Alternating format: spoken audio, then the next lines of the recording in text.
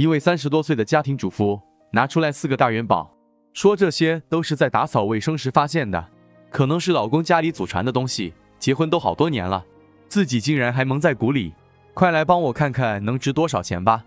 我看着面前的这几个大元宝，在计算器上打出回收价，女子看后久久不敢相信就值这点钱。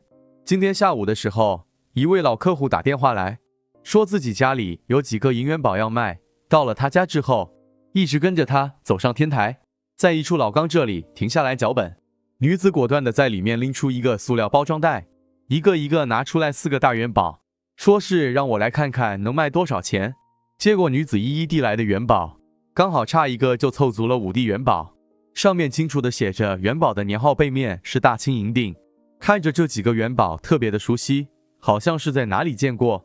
一般这样的元宝，古玩街上到处都是，几乎和女子拿出来的一模一样，就是不知道女子这几个在哪里弄的。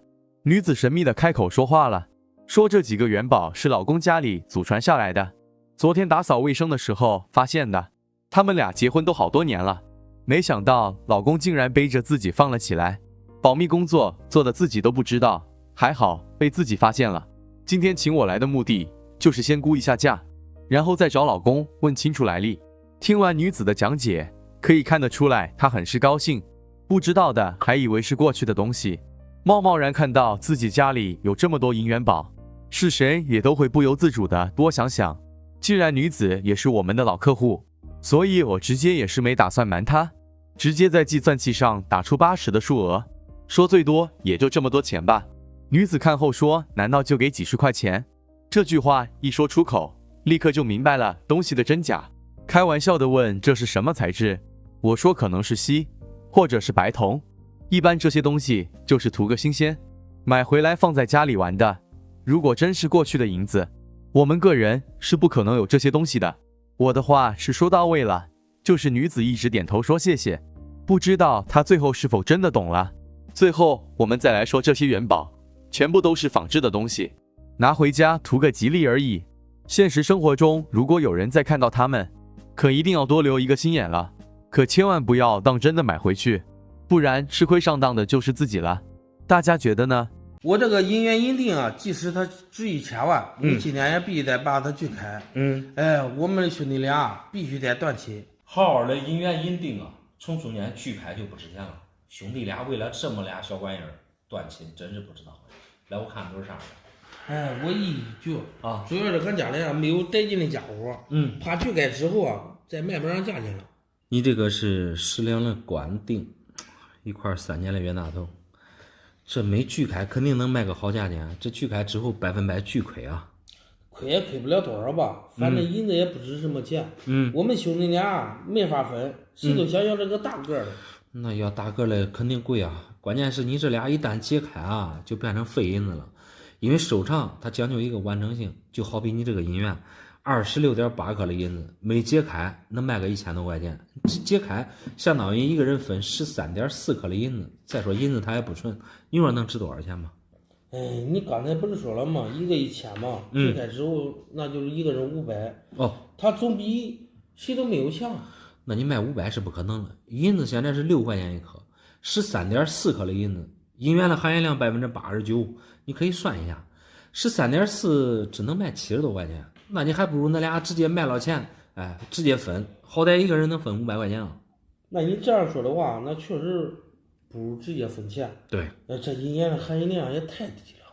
对，银元的含银量都是9银一铜，因为它里边加了一层铜，就是增加它的硬度，省了银元在流动的过程中磨损。所以单纯卖银子的话，肯定是不值钱的。倒是你这个银锭啊，它含银量能达到99%以上。那你的意思，这个银元宝可以锯开？那锯开就锯开吧。我们银元卖了分钱，大个的锯开。你是真迷糊还是假迷糊啊？你把钱便宜的这个银元，对吧，卖了分钱，把大个的银锭锯开，你图的啥嘞？因为含银量高一些低一些，你卖银子还错不了几毛钱啊。关键是俺兄弟俩谁都不想放弃这个大个的。我觉得也只能平分，这样谁都没有意见。其实大小都无所谓，只要能进行平均分配，结果都是最好的。你这个银锭是10两的，过去1两是37.3克，10两也就300多克的银子。虽说含银量高，都是租银，一个人分200克银子，他也就1000多块钱的样子呗。但是你不卖它，它就是一个好锭子啊。好锭子又能怎么着嘞？关键的是它能值多少钱？我先听听不锯开的价钱。那你不锯开，肯定要比卖银子强多了。你这个银锭啊，其实它和这个银元是一样的，主要还是看它的这个品相。你这个字口比较清晰，唯一一看就是这锭面太白了。太白是因为我洗了啊，你洗了肯定是没有原味的好，洗了实在是太可惜。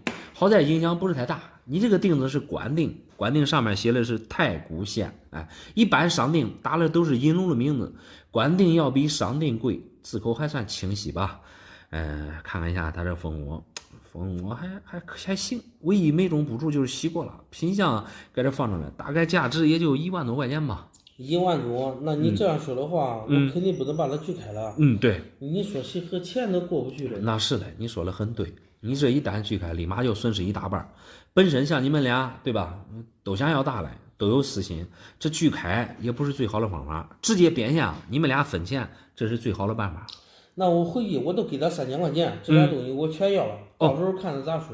你给3000，说实话太少了，兄弟俩分家讲个公平公正，你最好恁俩一起去变现，卖了平分。你给他3000，万一他不愿意了，他再给你3000，他要东西，你会不会愿意啊？我肯定不愿意啊！万一俺兄弟不懂愿意了呢，对不对？到时候我回来再卖给你。你回来也不用找我了。说实话，你这连亲兄弟都忽悠的人，我也不做你的生意，给你拿着。你不做，我还不卖给你嘞。那好吧。这天上真是掉馅饼了，我这脑子的智慧都中了一丢丢啊！花了30万，捡漏了3根大黄鱼金条。哎呀，这确实是3根标注这个民国时期的这个金条，这个花费30万捡漏而来，这看来你也是古玩行内人啊。你就先说这3根金条，我是不是捡漏了吧？哎呀，现实生活当中啊，哪有那么多漏可捡？如果这3根金条是对的话，别说3根30万，你就是30万买1根，说实话也不亏。我就这样告诉你吧，我脑子里的智慧根本就用不完。这3根金条是一个朋友的朋友，他着急挣钱，我抄底价买回来的，3根整整336克，我就按现在的黄金市场价，1克400回收得。实话实说，如果真是民国那时候的金条啊，保存到现在这样一个状态，肯定要高几倍甚至10几倍的黄金价格。你按现在的黄金市场价回收是对的，但是像你说的3根金条啊，336克的重量，这出入也太大了吧？重量很标准的，我都用了电子秤复称了，336克，1克不多，1克不少。只要你说的这个重量对得上就行。这个金条啊，看大小啊，它是5两的这个金锭，你看有一个上面写的非常清楚，是5两2。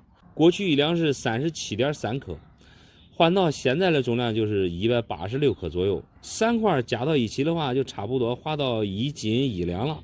刚才你说的336克重量的话，这中间可足足相差200多克的重量。过去重量是10称9不同，这错点重量很正常。你看看一个人能卖多少钱吗？这能卖多少钱还真不好说。10称9不同，确实有这个说法。这个重量相差那么多，你就敢给别人30万，咋就没有剪开或者用火烧烧啊？这可是过去的古董啊！我剪开用火烧，那不就是破坏了吗？我都用牙咬了。你看看黄金确实很软，我保证东西绝对没问题。用牙咬了，黄金很软，还拍胸脯说保证没问题。你这场操作，说实话弄得我很无语。过去民国那时候的金锭啊，它的含金量能达到97%到99%，确实很软。你用火烧或者剪开啊，确实给破坏掉了。3个的话，说实话，你这为了验明真身，为了验明它是黄金，说实话，你剪开一个，感觉它是黄金，再下手还不迟啊。我感觉很划算，剪开就破坏掉了。我才没真傻嘞。那我就给你仔细的来说一说，你这3个这个金锭啊，重量首先是有出入，我们来看一看细节吧。先说这个金锭上面的这个字体，说实话，这上面的字体很明显啊，这都是电脑刻字。电脑刻字很好区分，过去民国金锭上的字体啊，都是篆刻而来，所以说它的书写方式不对。而且像这么大个的金锭啊，成色说实话看着也是有问题的。你看一下它这个背面，有很多地方说实话都已经脱色了，金锭之间有磕碰。说实话不应该脱色，应该是越刻越亮。所以说从重量、成色、外观3个方面来说，你这些金锭实话实说都不对。这老板你说真多，说来说去你啥意思？你说我这是假嘞还是还是啥人吧？我真聪明人不可能买了假嘞。你说实话，你这个3个东西啊，你还真是看走眼了。买东西别讲先挣多少钱，一定要先看清楚真假。这3个东西说实话材质连黄金都不是，你这30万哗啦啦的打碎片了，赶紧能找到你那个朋友，赶紧把东西给他退了。你不要贪心，这个说实话人心不足蛇吞象，你这30万买几百万的东西，这是不可能的事。再说你也对这还不是太懂，听你说这话意思，你对这懂不懂啊？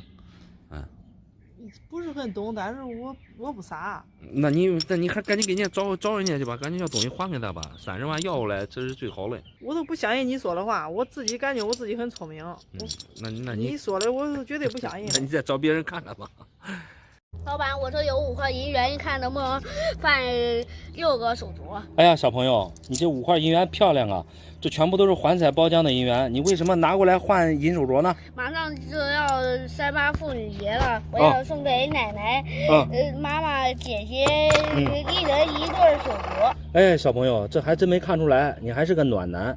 38妇女节这过2天就要到了，你准备用银元跟奶奶、妈妈、姐姐一人换1对手镯，你这年龄不大，你这想的还挺周到啊！我想问问你，这5块银元哪来的呀？这是爷爷给我的压岁钱，他说这是银的，可以换银手镯。你爷爷说的很对，这些确实是银的，确实可以换这个银手镯。但是这都是过去的事情了，过去人戴的这个银手镯啊，都是用银元加工出来的，银元的含银量是89%，银子不纯，做出来的手镯太硬，现在都流行买足银的手镯了。我没有钱买，我只有这5块银元。爷爷说银元就是钱。你爷爷说的很对，银元其实就是钱，比银手镯更值钱。小朋友，就像你拿过来的这5块银元啊，这种包浆啊非常漂亮。它这个包浆啊是环五彩的包浆，没有摆10年形不成，而且品相都特别好。你用它换银手镯实在是太亏了。这个事儿你告诉爷爷了没有？这爷爷送给我的压岁钱，送给我就是我的，我没有告诉他。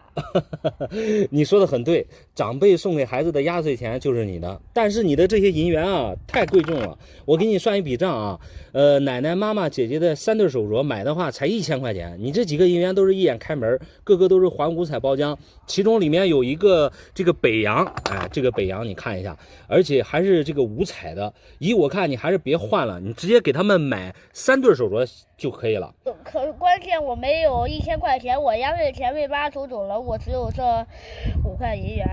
压岁钱被妈妈收走了，这是很多小朋友都有的经历，你可以给他们要回来，告诉他们你要买银手镯送给他们，当38节的这个礼物，这样的话就不用拿银元去换了呀。不能提前告诉他们，一提前告诉他们的话都没有惊喜了。小朋友，你想的还挺周到，知道给长辈过节送礼物，而且还要给他们惊喜。我想问问你啊，你今年几岁了呀？我8岁了，我是我们家的顶天立地的男子汉。你看这个银元能不能换手镯？8岁了，在你们家确实是顶天立地的男子汉。小朋友，我来给你算一笔账啊，你这个5块银元啊，都是环五彩的包浆，个个也算是这个银元里面的顶级银元。我就随便拿出来一块，就这个吧，就这个大头吧，这种壁面无伤无戳，又是环五彩，而且还带底光。像这种银元啊，不多说，一个卖2500-2600没问题，再加上你这里面啊还有一个这个五彩的这个北洋，而且还是34年的，你看全字口全龙鳞，而且这个流通痕迹虽然说有一点，但是你卖个大几千没问题。这5块的话基本上都1500-1600了，1500就像你说的，买那个手镯可以买60个左右了。60个正好他们3个一人20个，不偏不向正好。小朋友，你这账算的可真好，60除以3正好是每人20个。关键是你的这个出发点是好的，你给他们一个人买20个手镯，关键是他们也带不完啊，这话要收回来了，你这银元换了实在是太可惜。这样吧，小朋友，我看你这个孝心可嘉，你才8岁就知道拿银元过节给长辈备礼物，这说明啊你是一个懂事的孩子。这些银元你先拿回去，给你奶奶、妈妈、姐姐一人买一副手镯，当你的礼物送给他们。银元你先收起来，等你长大了，这5块到时候你再卖给我，你看行不行？这样不好吧？我让你出钱破费了，你还是把这些银元还送给你吧。你不用送给我，小朋友，这个银元你还收好，等一会儿我给你找几个那个盒子装起来，省得把它们摔着、磕着、碰着了。等你长大了，你到时候把银元再卖给我，咱们俩的约定，到时候你再过来找我，好不好？好，金枝玉叶驷马难追。好。老板，这值不值10块钱？我书包快坠烂，我不想要它了。好家伙嘞，50两的大元宝，值不值10块钱？一听你说这话，这东西肯定不是你的。小朋友，你能说说这东西的来历吗？这东西是送给彭家鹏送给我的，开中了，我不想要，他非得送给我。那确实挺沉，50两的元宝好几斤重呢。这上面怎么贴的这乱七八糟的？这是几个意思啊？我害怕别人给我调换了，我故意填上了，省了出啥问题。怕别人调换了你的元宝，看来你这个安全意识挺丰富啊。原来这个元宝是好朋友送给你的，好朋友送的东西应该是让你玩的，你这为啥要卖了呀？他不是我朋友，他是我同学，他说这个东西很值钱，是10块钱卖给我的。朋友也好，同学也罢，10块钱卖给你的，你也不吃亏啊。拖一下重量得有30斤吧，你就卖破烂的话，也能卖个几十块钱啊。卖几十块钱的话，我把多余的钱返给他，我只要我10块钱。还真没看出来啊，你这小朋友还挺仗义啊，知道把多余的钱还给别人。但是你这年龄太小了，这东西我没法要，你直接把东西还还给他，把钱要回来不就行了吗？我只要我的10块钱，他把我的钱都买玩具了，我该怎么办？具体你要怎么办？我觉得你还是把这个东西先拿回家，以后等你长大了绝对有用。你现在10块钱卖了也太可惜了。这个东西我在电视上见过，听说是银元宝，到底有啥用啊？你说的没错，这个就是过去的银元宝，50两的重量。在过去啊，能买房、娶媳妇儿、买牛、买羊，反正能买很多东西。如果是真的，现在也可以换一辆小轿车。小轿车我爸开了有，听说要花好多钱，这个咋那么值钱啊？我的意思是真的值钱。你拿过来的这个50两，我来帮你看一看啊。首先从这个外形上来看，器型做得不错，就是外观一看啊，就是值钱的50两银元宝。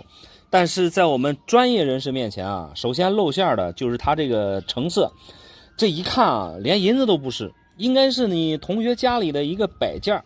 再看上面的这些字体，你看一下乾隆4年5月日，这个分明啊就是电脑体，和过去有明显的区别。而且这个字体啊，偏软，还有这个包浆，它上面的包浆也不对，不开门。银子的成色啊，看包浆应该是很自然的，你这黑黑的明显是做上去的。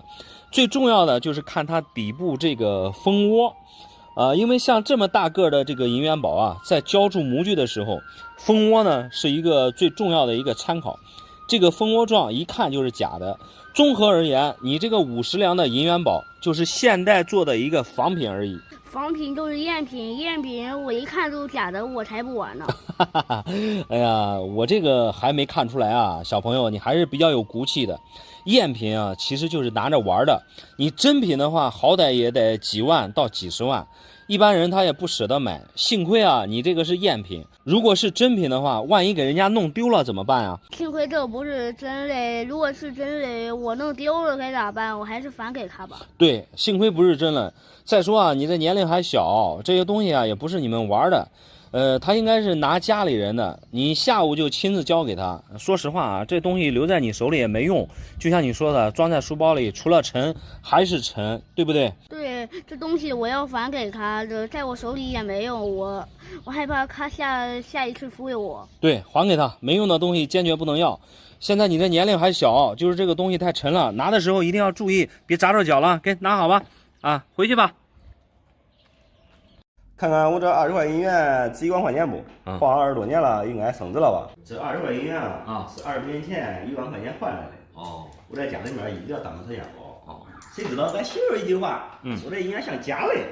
让当时你都不知道，让我吓一跳。说实话，俺同学绝对不会卖过假货呀。那是嘞。当时上大学的时候，手里面缺钱，准备把家里面全家银元卖了。我手里面正好存留1万块钱压岁钱。二话没说，我就直接把钱给他买回来了，知道不？当时嘞，我们卷在一起，就说放在家里面了。一晃20年过去了。差点这事忘了。昨天我拿出来的时候，俺媳妇说看了也像假的。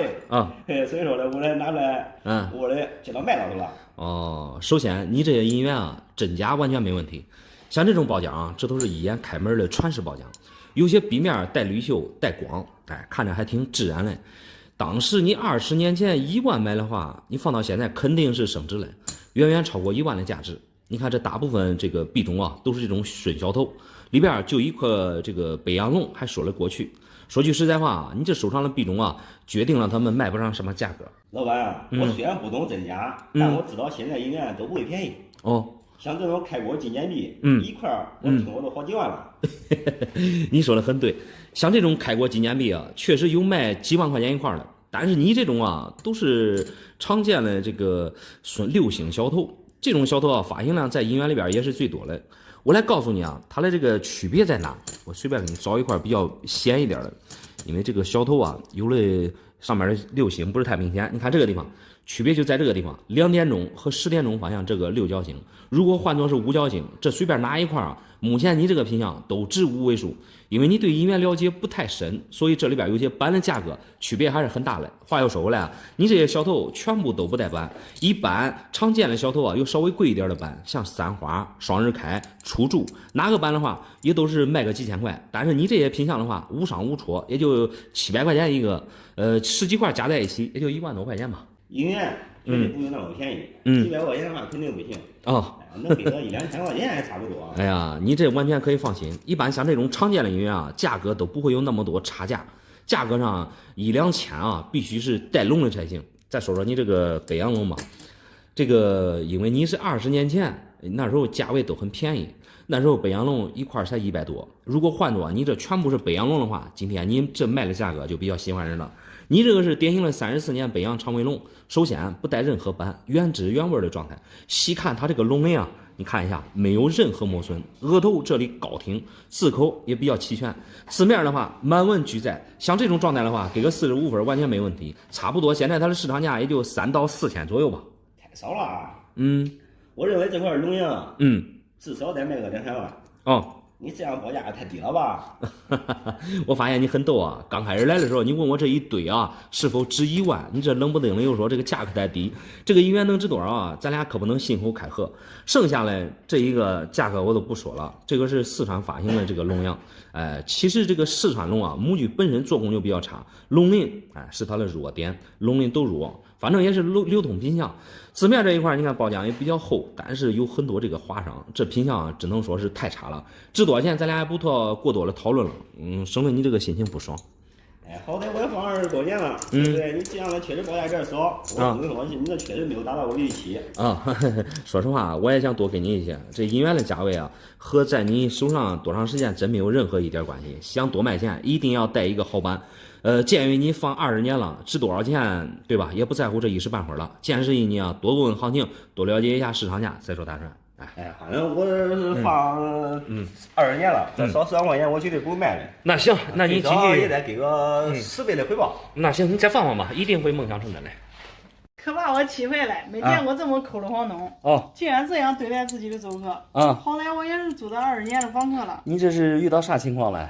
我这个房东太不地道了，我租了他20年的房子这房子马上就要拆迁了，他竟然下了租客令好歹我也是租他20年的房子房子我都租出了感情了他得到了200万的拆迁款却只给了我这3块破银元。原来这3块银元是他给你的补偿。说实话，你这3块银元还真不是一般的银元，龙阳3剑客就占了2个，而且你这个大清宣3还是阿后点，袁大头也不是普通的年份，好歹也是一块8年。看来你这个房东还是比较重情义嘞。他如果真重情的话，房子获得的拆迁款应该分给我一半才对。这个凡事啊，咱们都得讲理。毕竟拆迁的房子是人家房东出钱买的，这个拆迁款的受益人肯定是房东，你只不过是租他的房子而已。你别说租20年，你就是租30年、40年，这个最终的房子还是属于房东的。给你几块银元的话，也算是给你一个补偿，你应该自主啊。我肯定不自主了。你算算20年来，我不只是交给他20年的房租，而且我也替他看了20年的房子，即使没有功劳也有苦劳吧。依我看，你这些理由都站不住脚。你住人家20年房子，交20年房租是应该的，不存在替别人看了20年房子。再说房子啊，它是固定的，别人搬也搬不走，反倒是给你这3块银元的补偿，足以说明你这个房东的为人啊还是不错的。看见这3块银元，我气都不打一处来。说什么给我留个纪念说实话还不如给我2000块钱嘞。你这是典型的得了便宜又卖乖啊！2000块钱买这样的银元，一个也不够买嘞。先来说你这里边最便宜的这块8年，发行量比较少，一块好品相的上万的都有。而你这个，你看带来一个戳，因为包浆比较厚，不轻易看还真看不出来，也不细看它是啥版了。像这种有缺陷的，一块也能给到你2000多嘞。这2000多块钱，跟100万比着小巫见大巫。看来我这个房东有点心虚，应该不会送给我银元。心虚我倒感觉不至于，毕竟也是收了你20年的房租，给你3块银元，应该也算是给你留个纪念，寓意圆圆满满的意思。另一块这个大清宣三就不得了，刚才我就告诉你，它是大清宣三里边最好的一个版，阿后点，大清易得，一点难求，就是阿后这一点。笔面说实话实在是可惜了，带2个戳。我们经常说好笔没好命，指的就是这样的银元。本身你看笔面还带光，如果没戳的话，这都是1、2万的东西，暂且就像你这个品相能给到你5000。越听你的估价，我感觉这房东越是对我有所亏欠啊。住他20年的房子，应该分给我1半拆迁款才对。拆迁款的事情就别再提了，我觉得你这3块银元啊，这样的结局挺完美的。另一块是34年的北洋龙，原汁原味的包浆，典型的高额头满龙鳞，笔面多少也有一些流通痕迹，字面字口比较完整无缺陷。这个北洋好就好在它这个包浆不错，一般像这种原生态的这个银元，往后是大家所选的必中之一。目前你这个状态能给到3、4千吧。这3块银元1万出头了，对，今天就卖给你。我得找个律师去咨询一下，看看这次拆迁我能赔多少钱。其实我觉得啊，你是属于羡慕嫉妒见钱眼开。你看到房东房子拆迁赔200万，对吧？拿住了20年房子为借口，想想也就算了。你现实真去要100万的话，说实话，这借口根本就站不住脚。你去咨询一下律师也行，省了呀师出无名。你别替我瞎操心了，万一再要过来点嘞。那行吧，祝你梦想成真吧。现在啊，给亲戚借钱太难了，靠人不如靠己。赶紧帮我看看这2块银元能不能卖2万？价值2万的银元可不多啊！哇塞，你这个还是24年的北洋记忆局，这一次可不用给别人借钱了。我这是前几年买了套房子，银行还欠30万贷款。我现在手里只有28万，就差2万了，愣是没借来。你这个24年的记忆局状态确实是不错，入的是 NGC 的盒子，全世界范围内啊和 PCGS 啊这个影响力相当的评级公司。虽然没给分，但是也挂着这个 AU 类状态。笔面包浆你看是真漂亮，带点彩，而且啊还都是全身打。既然借不来钱，那就直接把它变现还贷款不就行了吗？我这个银元家里祖传的我状态超级好，我是真不舍得卖。那是我这些朋友我也算看到他们了平时他们喊我出去吃饭都是没有缺席过一次每次付款我都冲在最前面。那是这次找他们借2万块钱我每人还给他领一箱牛奶我这钱还没借到牛奶倒贴几箱真没想到他们都这么苦。只能说你这些朋友啊都是酒肉朋友，酒肉朋友在一起吃喝玩乐还可以，一旦涉及到利益关系他们第一时间都会离你而去。以后像平时那些无用的社交就少参与就行了。一般像这么好状态的银元急用钱的时候正好可以派上用场。我还是不舍得买这边一个东西。这是我去年托人去入的那个 NGC 的盒子。对。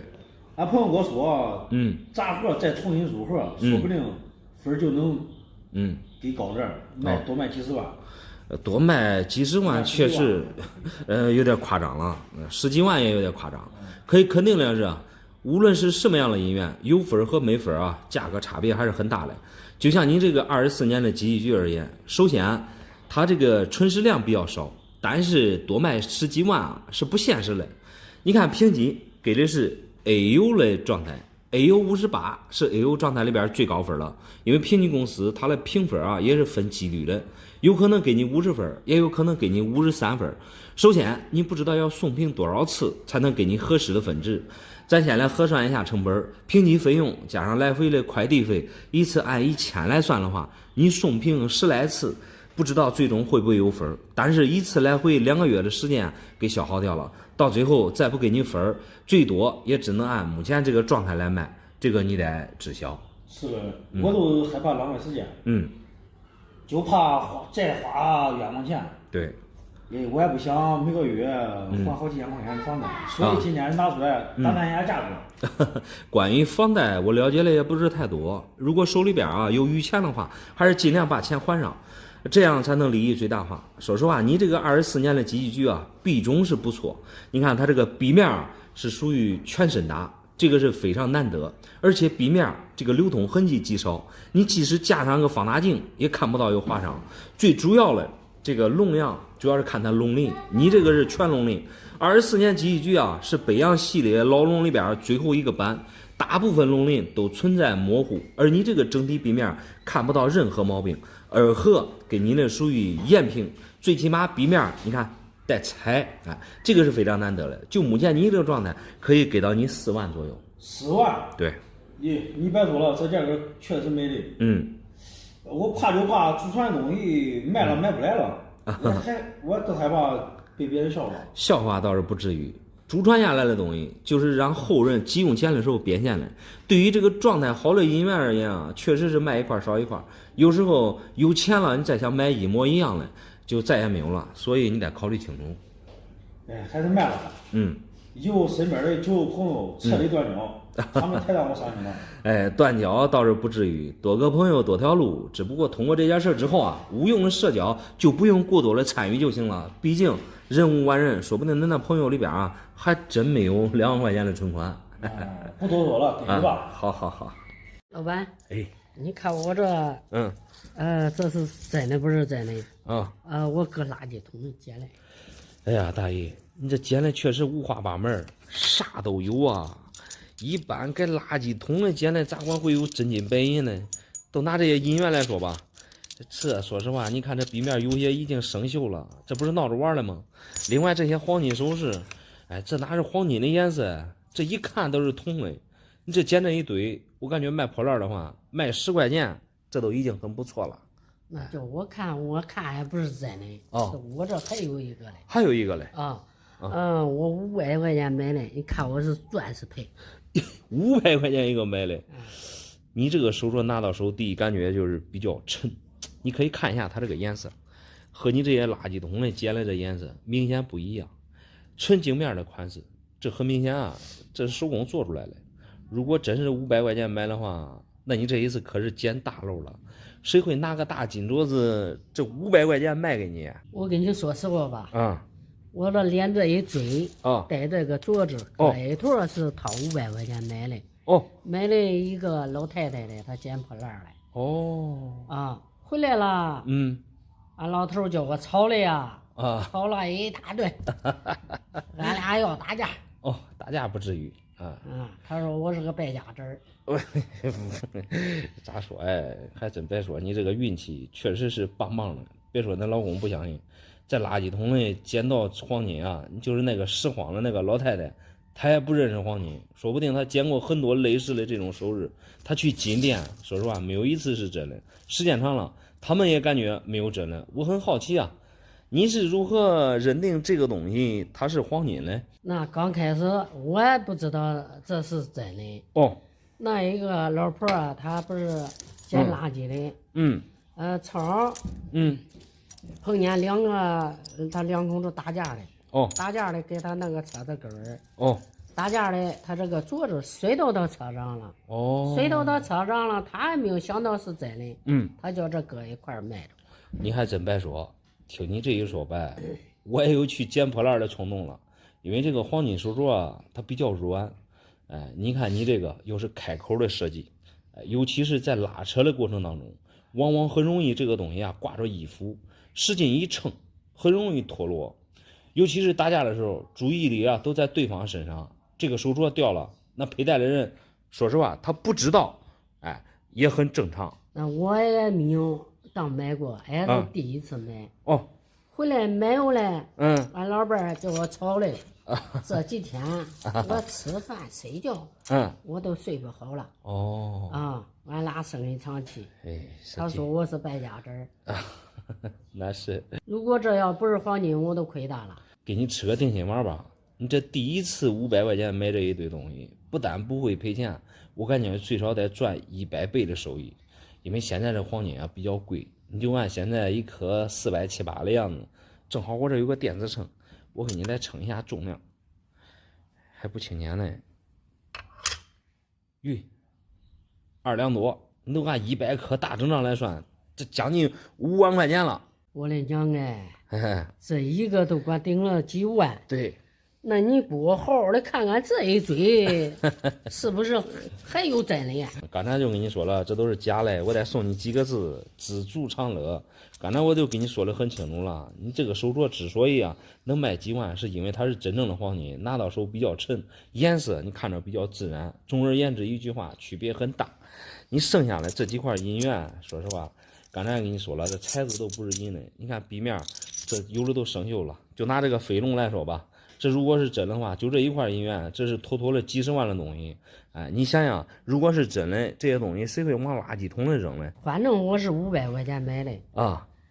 这有的你可能你也没给我说实话，我还得找其他人。没事，给你这些东西还收起来了，你还收好。500块钱买的是不亏。你再找其他人看看吧，多鉴定鉴定。好嘞。这大过年了，这俺老伴儿他啥都不懂，你说1000块钱这买这管弄啥？大爷，你这可不是普通的砖头啊，这白花花的又那么重，1000块钱买回来，这可是捡大漏啊！你别笑啊！有时候我也跟他吵架的。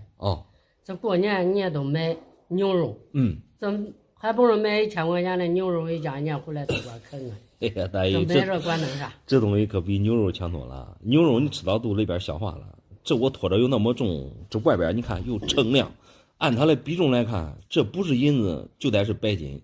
关键是1000块钱买回来，这买的很便宜啊。这大爷这搁哪买的？这俺老伴儿还是都这说的。他说不是银子都是白金。我要看吧，要叫我看吗？这跟个铝接档，他肯定能得赔钱。我个人看还真不像铝啊，它的密度比较轻，这么大一疙瘩拖在手里边不会有那么沉。另外铝的颜色也不会有这么白，铝它的颜色发乌，显得暗淡，是铝的话才几十块钱一斤，1000块钱买回来肯定亏钱啊。我都说亏吧。这给一个小孩手里管买手里啥好东西了。今儿上回来老伴儿，我得叫他跪那儿。大爷，你也别激动，具体是啥，能值多少钱还没说清楚，你也不要着急下结论。既然是从一个这个小孩手里收过来的话，那恁老伴儿确实犯了一个大忌。无论我们做什么生意啊，再赚钱也不能在这小孩子手里边收东西。就拿你这个砖头来说，无论是白金还是银子，这肯定是孩子拿人家家里边的呀。问题上呢，我说这是赔钱呢。这好歹这是1000块钱买回来了。你多少你说能拿这个赔钱捡个大漏。那这1000块钱给你头了。大爷，这个不是多少钱的事儿，你这贸贸然的兑给我也没法要。建议你还是让那老伴回去找一下那孩子，最好把这东西还给人家，皆大欢喜，对吧？你们都能过个好年。那你这东西你都嫌弃，你都不想要？哦，没有。那我今儿让老伴回来，老伴，我肯定叫他跪搓板。哦，饭都不叫他吃。大爷，你让他跪搓一板，不让他吃饭，你这屋里也解决不了问题。首先我给你吃个定心丸，你这个砖头价值啊，远远不止1000块钱，1000块钱收过来，这绝对是捡大漏的。我看这材质啊，应该是银的。为什么说不是白金的呢？白金分钯金和铂金，它们的比重啊，首先不比黄金轻。如果这个砖头有5斤重，那白金啊必须能达到9斤、10斤。从目前我拖着看，好像也没有那么重啊。这个砖我也称过了啊，一共都是6斤重。哦，6斤啊，你好好的给我算算，看看我能管赚多少钱。哦，啊，赚钱多了我给他买牛肉，犒劳他。大爷，你这态度转变的挺快啊！这听说要赚钱了，这心里边就像乐开了花。不到6斤，也就是说重量在3000克左右。说实话，其实白金的颜色也确实没那么白，白金的颜色它是发乌的，比重颜色都不对，所以我个人看就是银子。银子的颜色就是这样子，不过从目前外面来看的话，没有一丁点的这个氧化，也就是说在我们个人手里边啊，待的时间比较短。银子现在的价钱也挺贵的，达到了历史最高点，5块多钱一克。细看造型的话，这也不是什么古董之类的。我大概出来了给你算一下价值，按3000克的重量来估，目前来看啊，卖个15000-16000完全没问题。谢谢你的估价啊！我回家赶紧过去包饺子去。哦，包饺子犒劳俺老伴。叫他吃一顿哈。好嘞。还是刚才那句话，你先不要开心的太早。捡漏啊，无可厚非。但是你们这买孩子的东西就不对了。首先啊，你们是疏离了这1万多的银砖，你这1000块钱给人家买回来，对吧？你们是大赚一笔，但是对人家孩子来说却不公平，因为这价钱啊极其不对等。建议你还是还给人家委托。那还是你说的对啊。那我这都叫俺老伴给人家送回去，皆大欢喜啊！对对对啊，不用客气啊。这个以后孩子的东西，别收了，别给自己找麻烦，好吧？好，先称1斤。哎呀，称1斤不够，还得继续拿，这才8两。哎呦我的妈！哎呀，这拎的啥这编的啊？拎的啥？你说过你笑话啥嘞？钱啊！一过年都得收的钱啊！这多年的攒的东西哦，收出来了。这哪个秤干啥来着？卖银元不是按重量来卖的吗？哦，按银元卖重量来算的。过年我再想卖点，我说你看这一周的银元，我先卖个1斤。卖1斤。哦，拿出来瞅瞅，拿出来瞅瞅。这说实话，我是第一次收银员碰到这个按斤来算的，上称吗？直接。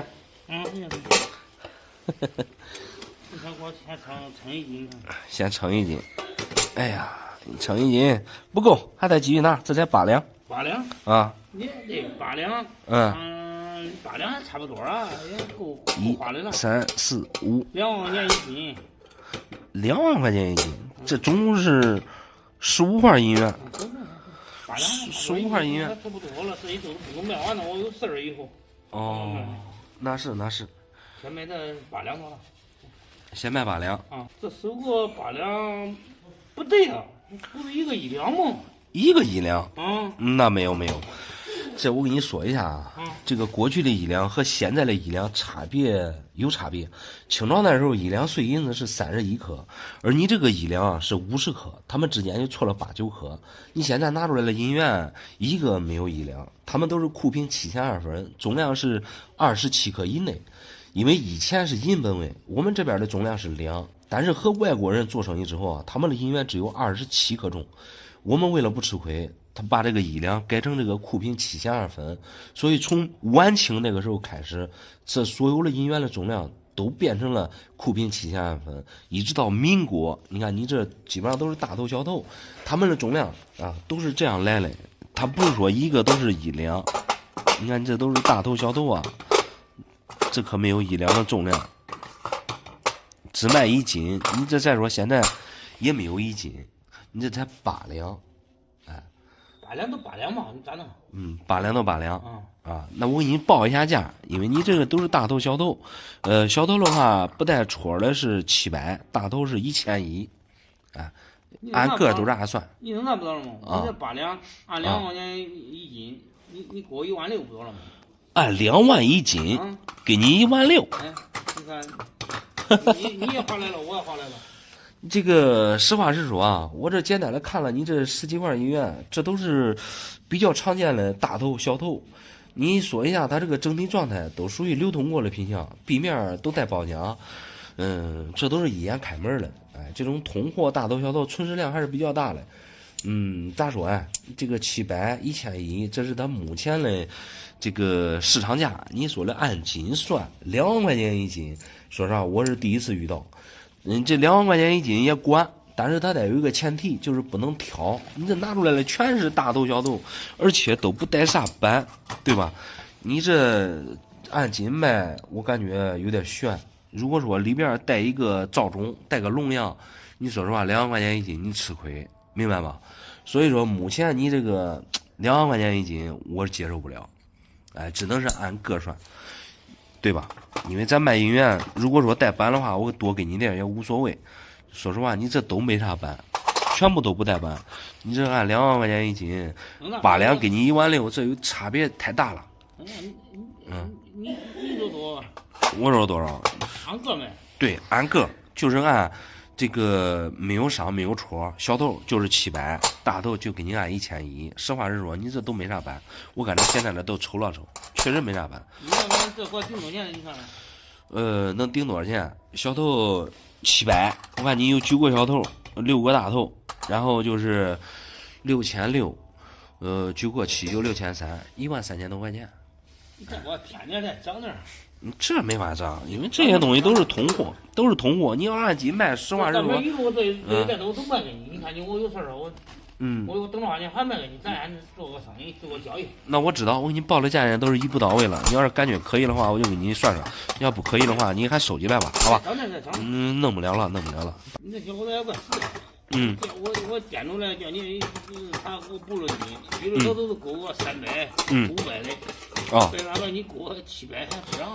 那你这300、500，那这是胡扯嘞。因为这个东西它不是说假的，也不是说有啥问题，对吧？那就按刚才给你报了价算吧，因为我看你搁这里边也有这个啥品相不咋好了，好吧？那行，那先卖8两，好吧？你这剩下来以后再说吧。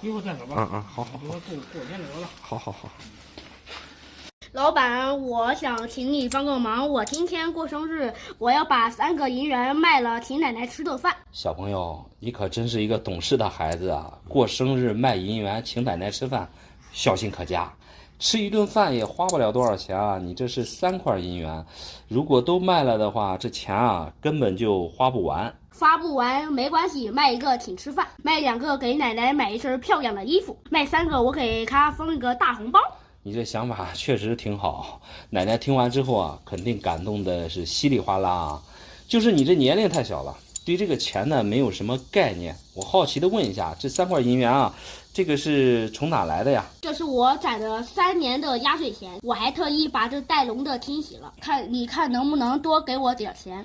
哎呀，我说这个北洋龙咋看着这么干净？原来这是你故意这个清洗了。按理说啊，这些老银元在家是不能随意清洗的，因为你洗不好的话，容易伤到这个底板。我看你这块洗的挺好啊，最起码没有伤到这个底板。我专门在网上买的清洗液，专门花了几十块钱的，不存在把它洗坏。哎呀，看着你这年龄不大，听着你这想法确实很成熟。好在你这些银元啊，都是属于这种薄锈包浆，在银元洗碧水清洗的范围之内。如果锈大的话啊，正好是适得其反。我长话短说啊，就卖你这一块北洋龙啊，这个钱就花不完了。卖1块的话，我觉得不够表达对奶奶的爱，你都不知道奶奶可疼我了。我从出生都是她把我带大的，今年她正好赶上70岁，所以我才要卖银元，提前给她老人家过寿。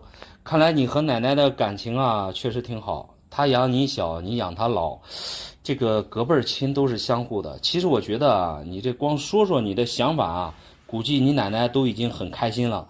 这仨银元啊，我建议你还是别卖了。你看我来都来了，也不可能只是收收，光说不做等于零。您还是帮我看看分别值多少钱吧。你说的很对，有时候孝敬老人啊，光说不做那都是等于打嘴炮。只有拿出实际行动啊，才是动真格的。我先帮你估估价吧。像你这个清洗过的这个北洋龙啊，这个银色带底光，这一看啊，这都是过去的老银元，即使清洗了，银色这是依然是开门的，可以通过边齿看得出来。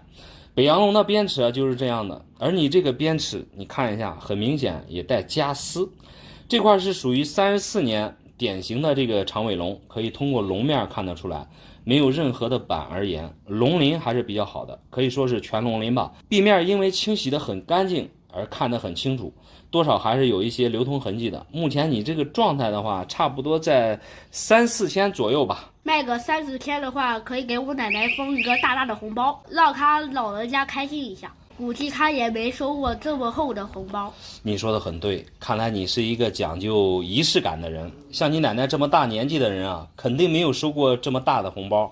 你这个直接给她来个惊喜啊！而你另外2块银元，这就比较常见了。23年普通年份的传阳和这个3年的袁大头，他们俩的市场价是一样的。首先2块啊，我都简单的看了一下，不带任何板，壁面无伤无戳，带少许的薄锈包浆。一般像这种品相啊，就是我们所说的通货状态。2块的话是1100一块。听你报个价格，应该是够吃饭和买衣服了。你可别看我是小孩，可别在价格上给我做文章啊！你完全可以把心放到肚子里。我给你报的都是现在童叟无欺的市场价。还是那句话，你这3块银元啊，真假是没啥问题。你卖的话，我是不回收的。你的想法确实是挺好的，建议你带上你的家人，让他们陪同啊，你过来一起变现。我主要是想给奶奶一个惊喜，可不想让更多人知道。制造惊喜，多一个人知道也无妨啊，只要不提前告诉奶奶就行了。你觉得呢？那好吧，我回去喊我妈过来再说吧。谢谢老板。叔叔，我这里有一块铁疙瘩放在我书包里好长时间了。你帮忙看看值不值50？小朋友，这可不是什么铁疙瘩，这看大小的话像一个窝窝头，而且上面写的还有字“晋天盛”，典型的10两山西银锭。你这一会儿是窝窝头，一会儿是山西银锭，这到底是什么？肯定是银锭啊！你看它的形状大小像极了窝窝头，而且底部还有蜂窝。这包浆状态，这都是一眼开门的，整个锭子我看无可挑剔，尤其是它这个字口，特别清晰。你这张口只要50块钱，这东西不是你的吧？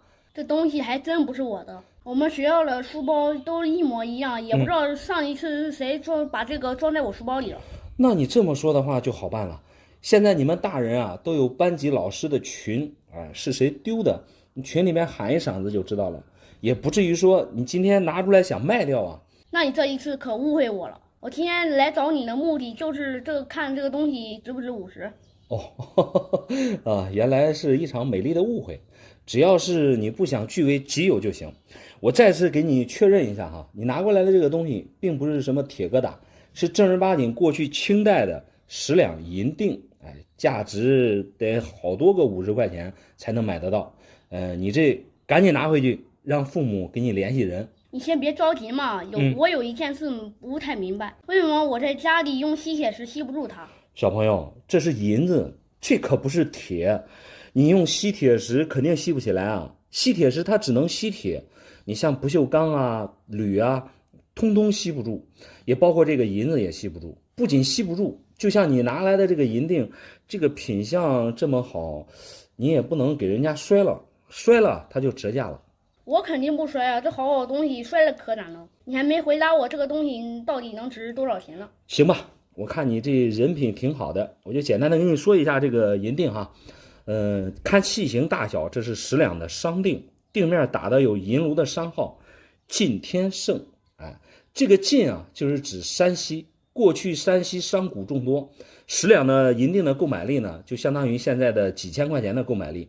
一般带这种商号的，大多数是清朝那时候的锭子，距今已经有100多年了。你细看它这个锭面都有传世包浆了。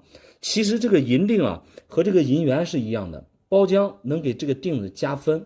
因为我们常见的这个锭子啊，穿锭比较多，又加上你这个刺口保护的这么清晰，所以这个价格啊不会便宜了。细看你这个锭子，你看它的蜂窝还是挺不错的，比较自然，大概价值的话1.23万的样子。那你这样算的话，这银子1克就能划好几十了。现实中银子哪有那么贵啊？现实中银子6块多1克，确实卖不到几十块钱1克。但是像有些银锭啊，它可不单单是银子这么简单。你像过去的10两银锭，总共发行了就那么多，加上过去毁坏的，尤其是像这种打着晋天盛钢印的，你现在全国范围内还真不好找。所以啊，就贵在一个稀少程度上了。我听明白了，你的意思就是物以稀为贵，但是我感觉这个东西像钓鱼，愿者上钩吧，1万多我才不买它嘞。你说的确实是实话，你不懂的人来说啊，这个别说1万多了，你就是给他要1000，他也嫌贵。因为像你们这么大年龄啊，说实话，你要它一点用都没有。但是对于懂行的人来说，它确实是物以稀为贵了。那好吧，既然银锭那么贵，我还是回去找失主吧。对。然后，你这个拿的时候啊，一定要小心一点，千万别给它摔了，好吧？谢谢叔叔啊，没事。俺男友送我一块湖北龙样，我这上网一查，竟然价值几百万，这随便一块银元现在都那么贵了吗？你这一块确实不是一般的湖北龙，比普通的湖北龙龙面增加了2个字，这种是湖北甲字。如果是真的话，确实得大几百万。真没想到居然会那么贵。其实我对银元也不懂，我就是想着用这个去加工一只银手镯戴戴。说实话，银元无论值多少钱，用银元加工银手镯现在都不划算了。尤其是像这种壁面品相好的，你毁坏去加工银手镯太可惜。不过我看你这个银元品相是真好，相当于是未流通的状态。恁男友说这是哪来的？他说了，这个是他爸花了500块钱买给他朋友嘞，去年给他小侄子加工了一对银手镯，这剩下的这个就留给他了，他又给我了。咱说句不好听的哈，之前银子很便宜，他爸花500一块买回来已经很不便宜了，回了又出工费加工银手镯，成本已经花得很高了。那他还真不如啊去金店买一双那个宝宝手镯的。毁坏的就不提了，但是这块银元不一般啊，这几百万的银元，500块钱买回来，这捡大漏啊！关键是现实生活当中哪有这么大的漏可捡？你想想500块钱买回来的银元，这里边肯定是有问题啊！如果真值几百万，他爸那个朋友啊也不会买那么少。现在大家都有手机，能值多少钱，在网上查了漏清。真值钱的话，恐怕也不会拿去加工手镯了，甚至也不会单纯的送给你了。你这话我听不懂，但是我看这块银元不像假的。我去金店用光谱仪扫过了，确实是银的。那是银的，如果它不老也不行啊。银子本身都很便宜嘛，才6、7块钱1克而已。一块银元26.8克呗，里边再掺几颗铜，成本也就100多块钱吧。所以像这种银元，恁男友送给你也不伤啥大脾气。哎呀，老板，我看你这话说咋那别扭嘞？网上人家都说了，物以稀为贵，价值可是几百万呀。网上说的是真币，真币的话才能值几百万。像这种湖北龙啊，它是湖北龙样第一个颁的银元，之所以加上本省2个字，大概意思在当时就是在湖北本省流通。但是银元它是流通货币啊，你只让它在一个地方流通不太现实，所以当时发行之后，像这种本省甲字全部都给回收重铸了。过去的回收重铸它是有奖励的，一块银元交上来，另外再奖励你俩银毫子，2银毫那个购买力诱惑还是很大的。所以像这种本省甲字的湖北存世量特别少，能和那个双龙寿字比有一波。所以你即使现在带错了都大几百万，像你这种未流通的品相，那价格就更高了。你说的对，我也觉得这块银元品相好。专家看了之后果断给我700万，我当时就惊呆了。700万呀，我这辈子可以衣食无忧了。确实700万不少了，我们普通人一辈子咋可能挣那么多钱？就因为这个银元品相好，但是我们也能更清楚的看。首先外边的包浆它不自然，漏贼光，关键是它这个壁面压力，尤其是它的边齿我这咋看咋不舒服。我事实认为啊，你这个本身价值它就是一块真银假币，100-200块钱的样子吧。人家专家给700万，你却好意思给100-200，你这让我咋说你好嘞？哎呀，你这有质疑也很正常，毕竟有专家给你报700万了，这一下子跟你说只100-200块钱，对吧？这价格落差确实挺大，一时间接受不了也很正常。还有就是网上专家的话也不能全信。像这种一言不开门的银元，一下子给你报到700万的价，我觉得啊，他应该是看你啥都不懂，哎，要忽悠你的各种鉴定费，我觉得你应该小心了。给人家几百块钱而已，不然人家怎么给我卖700万呀？这总比你给100-200强多了。那你要是不听劝的话，那我也没什么办法了。那你感觉几百块钱少的话，那你去试试。我这3000块钱买朋友一块冤大头，好板好皮好状态。我朋友说放10年之后绝对能买一套房。这个世界上没有这么绝对的事情。3000块钱买了冤大头，咋可能会买房呢？那我先看看是啥的吧。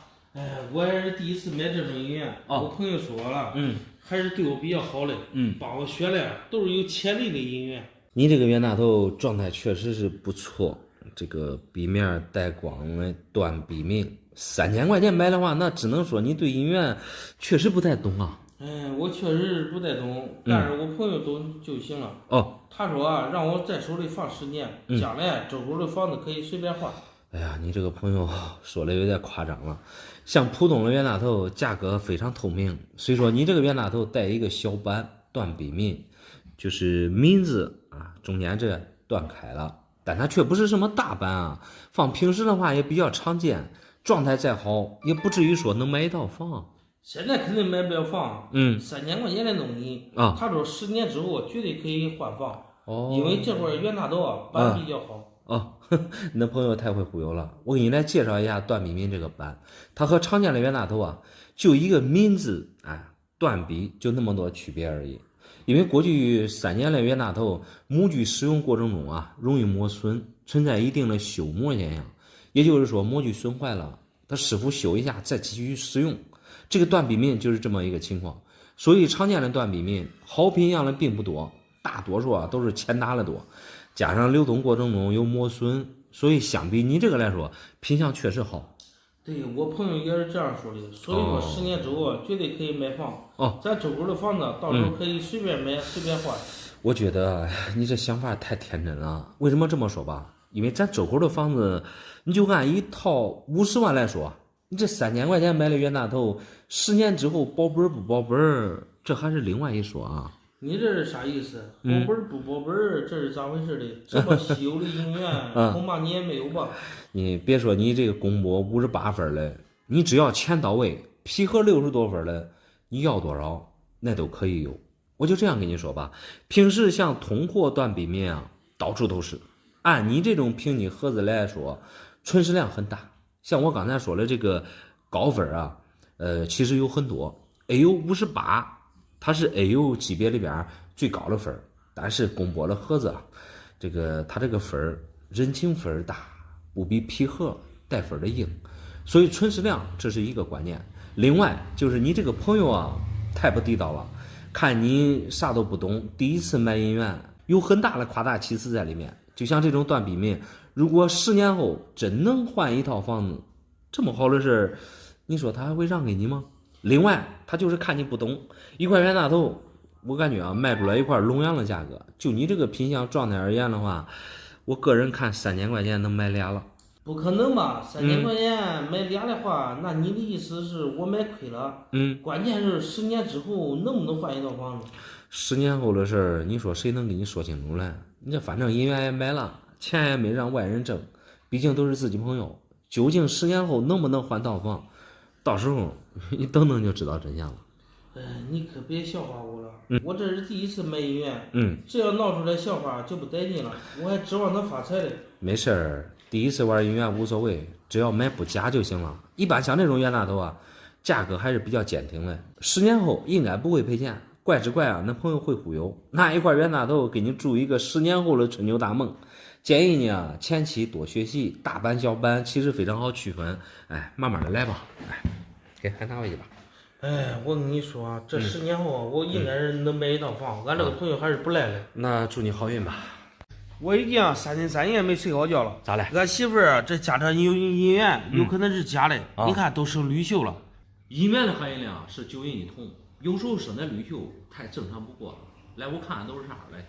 我朋友是物理老师他看了说真银子只会氧化，生绿锈的绝对是偷门我听了很伤心。你这些带绿锈的银元只是占其中一小部分。我想给你吃个定心丸，这银元真假完全没问题，这都是一眼开门的东西。你可别忽悠我！我在网上买了一些去酸性的东西，去锈的买了一大堆还准备挨个给他们全部洗澡。你可拉倒吧！你买那些乱七八糟的东西最好赶紧给人家退了。你看你这些银元，它状态不一样，这种带绿锈的是属于冠状，由于这个受潮引起的；个别带浆彩的，这是在干燥环境下形成的；有一些传世状态的，这些都是经常把玩形成的。100块这状态，这不挺好了吗？哎，好啥呀？脏的看上去实在是太脏了。我这个人有洁癖就喜欢那种白白净净的，最起码看着像真银子。哎，我给你再说一遍你这些本身就不假，像这种老银元保持原汁原味的才是最好的。你可千万不要像点子去搞什么清洗银元百害无一利。就拿这种带包浆的来说，不见得你就能一次性把它们清洗干净。这有些锈它都已经入骨了，和银元已经形成一体了。你即使把外边的这些包浆清洗掉，它的这个底部也会留一道道这个腐蚀的印子。另外就是银元带包浆比那些不带包浆的强很多，即使你洗的白白净净，遇到那些不懂行的，他也看不懂真假，倒还不如留一些这一眼开门的包浆。还有就是你在清洗的过程当中，在有操作不当的情况下划伤磕碰着银元了，那就相当于折价了，得不偿失。你说的好像很有道理，但我这个朋友说银元只有洗白了之后好像才能卖个好价钱。哎，你不能光听别人说，你这些银元你看大部分这都是属于通货状态。通货状态其实就是过去在市面上流通过的，笔面你看或多或少的它都有这个流通痕迹。你即使再清晰，他们无非也就是一个通货的价格了。而你的朋友说的那些越稀越值钱的银元，其实和你这些差别很大。就拿袁大头为例首先笔面必须得是带原光的，只有那种笔面带原光，笔面才有一层薄薄的那种锈，薄薄的包浆。因为包浆越薄它越容易清洗，最好是那种无伤无戳的，再带点斑MS 级别的，那价格才能会更高那按你的意思，这银元完全没必要洗了？对，没必要洗。那你说一块值不值800？因为俺朋友想从里边挑走几块。朋友之间800给他也无所谓，能给你开到800的足以说明他对这些银元他都懂，自然他也能认识这个真假。如果他连真假都看不懂的话，你别说你给他800，你就给他500，他都嫌贵。你这些元大头我简单的看了看，基本上都是普通的年份很少有那种带斑的无伤无戳的，这个通货市场价也就1000左右。你只要不一下子给他全部对吧给你买走，说明他就是自己留着玩。自己玩的话，按你说的话有点少给他是吧？对。他一下子给我买走是什么意思呢？一下子给你买走只能说明他是做生意了，因为你这100块数量很多了，一块戳200，100块他就戳2万块钱了。朋友之间对吧，他既然说出来了，你也不能驳他的面子，对不对？你说的很对。刚才你说的带斑是什么意思？他挑的话我这里边需要注意什么呢？带斑就是他这个发行存世量比普通的少。现在这个银元分版分的比较细致，带斑的价格比普通的要高出很多。我看你完全是一个银元小白，好像啥都不懂。等会儿我给你挨个的细致的过一遍，发现带斑了我一个一个的给你挑出来。太好了，我这个小白不懂问题太多了，幸亏有你帮忙，不然就真闹笑话。闹啥笑话不懂就问，不懂就学，一学啥都懂了。我给你挑挑好吧？好，懂，谢谢你。没事没事。